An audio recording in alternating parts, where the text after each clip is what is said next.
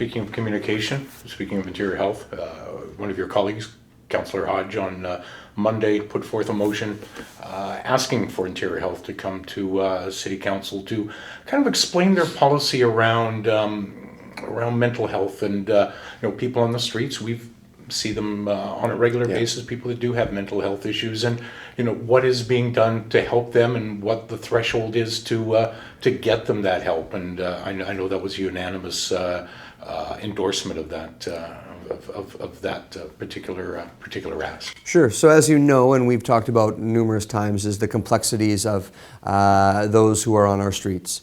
So again, frustration is building in our community, particularly local business owners who are continually being broken into, and people not knowing what to do when somebody on the street is causing a disturbance, when residents feel unsafe as a result of that. So there's a number of complexities, and so one of the things we would like to just have a discussion with Interior Health about is, what is the threshold in the Mental Health Act to have somebody who is behaving erratically and either a harm to themselves or the public or both? What are the parameters in terms of them being held under the Mental Health Act and getting the mental health help and treatments they need? But at the same time, we're also asking questions of our court system and the Crown, because again, there's frustration that if somebody does do a crime and they are charged, are they even spending time in jail? If so, what does that process look like in terms of getting them the help they need if they have mental health or addiction issues? So there's a number of questions that Council is asking, because it's pretty evident that what we're doing as a community, so that means all levels of government and society in general, is not working. And that there has to be systemic change. And I'll give you a really good example of what and why this has been triggered and why we want to start asking these questions is a couple of weeks ago we had a murder in our community where the requirements of the Crown were so, onerous for RCMP that they weren't able to keep this person in custody.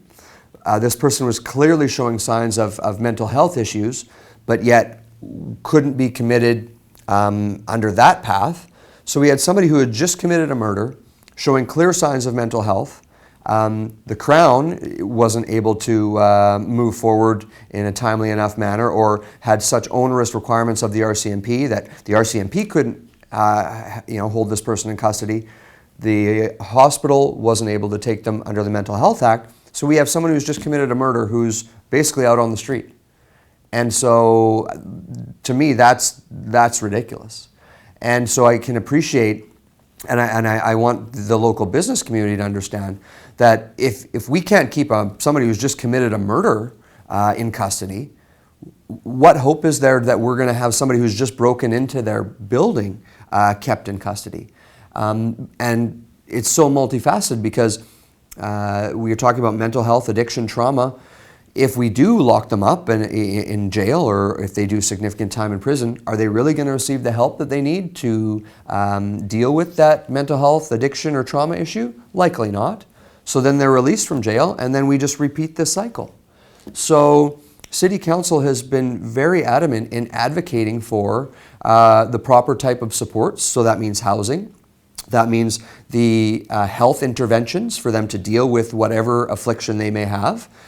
But we also need to start having conversations with the provincial and federal governments about the fact that if somebody can't be rehabilitated, if they continue to be a harm to themselves and the public, there needs to be some sort of secure facility where they can be treated compassionately and they can get the help they need, but they can't leave because they're not able to be rehabilitated. They will always be a harm to themselves and the public.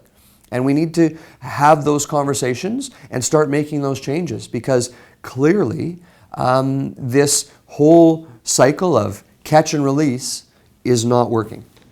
This falls right into the community safety plan, which was brought forth, the next iteration along that path that you're going to get, I believe, probably early next spring. What are you hoping to see in that, and are these the kinds of measures that you're hoping to see laid out as part of that plan? Well, the community safety plan is meant to be more proactive. so that we can get ahead of situations like this, and we can bring the community together to work on solutions. So we've got a number of agencies, key agencies in our community, and social organizations, people who have had lived experience, have been on our streets before, bringing everyone together to create a community safety plan so that we can start getting ahead of some of the issues we're seeing in terms of why people are ending up on our streets with mental health and addiction and trauma issues. So really looking forward to that plan coming before council, and a lot of good work has gone into that. And it's all part and parcel to the work that we're doing to make the system changes that are necessary, clearly, to deal with this.